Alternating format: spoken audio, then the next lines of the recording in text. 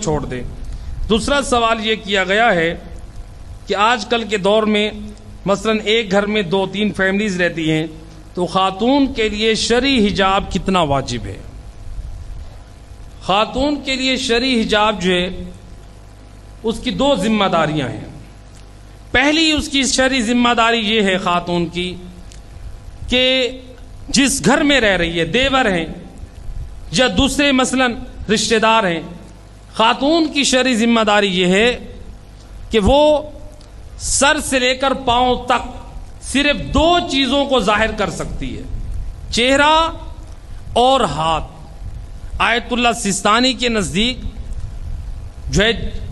اور موجودہ فقہا کے نزدیک یہ جائز ہے، خاتون اپنا چہرہ اور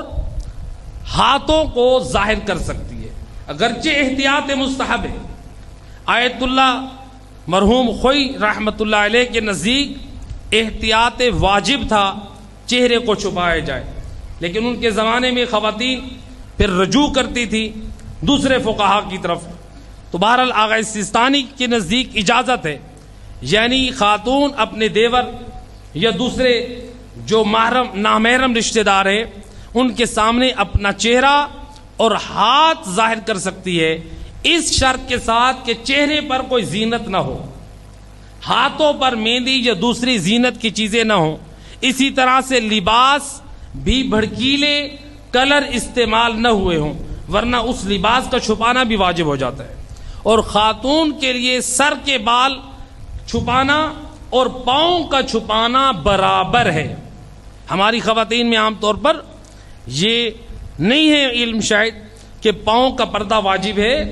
تمام فقہاء امامیہ کے نزدیک خاتون کے لیے پاؤں کا پردہ واجب ہے۔ اچھا، یہ ایک ذمہ داری ہوگی خاتون کی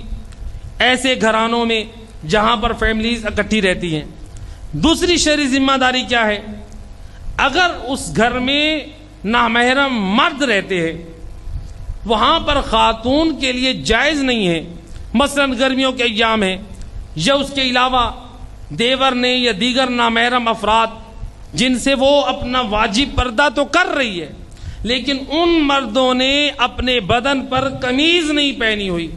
اب خاتون کی دوسری شرعی ذمہ داری ہے اس نامحرم مرد کے جسم پر نگاہ نہ کرے، اگر دیکھے گی وہ خاتون تو شرعاً حرام ہے۔ اس لیے تمام فقہاء کا فتویٰ ہے کہ حتیٰ کہ موجودہ دور میں اب جو ویڈیوز ہیں مثلا جیسے محرم الحرام ہے، نوحوں کی ویڈیوز ہوتی ہیں جس میں مثلا بعض ماتمی پارٹیاں وہ قمیضیں اتار کے ماتم کر رہی ہوتی ہیں، تو اس لیے فقہاء فرماتے ہیں خواتین کو ان مردوں کے جسم کی طرف نہیں دیکھنا چاہیے، مردوں کے جسموں کی طرف دیکھنا یہ جائز نہیں ہے، چاہے وہ ویڈیو کی شکل میں ہو، چاہے وہ تصویر کی شکل میں ہو، چاہے وہ ڈائریکٹ دیکھ رہی ہو، یعنی کسی صورت میں، یا مثلا گھر میں دیکھ رہی ہو،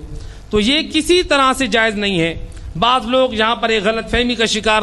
ہوتے ہیں، کہتے ہیں کہ دیکھیں یہ فقہاء کہتے ہیں کہ خواتین کا یہ عزاداری کے خلاف، نہیں میرے دوست، ایسا کوئی فتویٰ نہیں ہے، وہ اصلاح کرنا چاہتے ہیں، عزاداری کا کوئی مخالف نہیں ہے، وہ چاہتے ہیں کہ خواتین کو ان کی طرف دیکھنا نہیں چاہیے،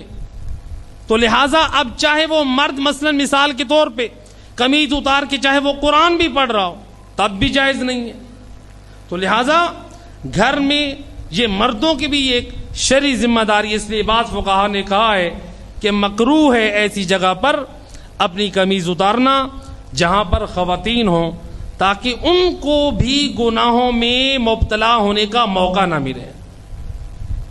تو مومن کی ایک شرعی ذمہ داری ہے کہ اپنے آپ کو اس طرح سے رکھے کہ اس کے وجود سے دوسرے افراد گناہگار نہ ہوں۔ اللہم صلی علی محمد وآل محمد